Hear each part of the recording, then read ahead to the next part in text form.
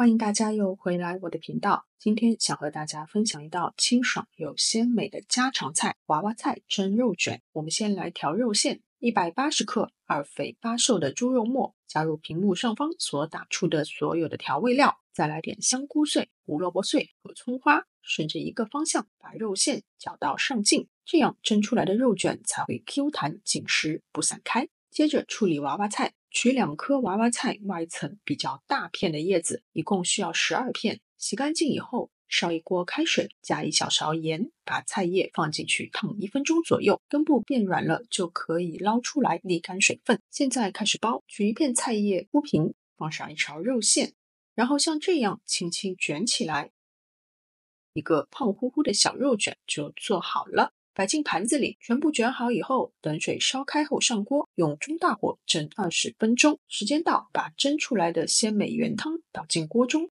再加100毫升清水、蠔油、一點點糖和適量白胡椒粉煮開。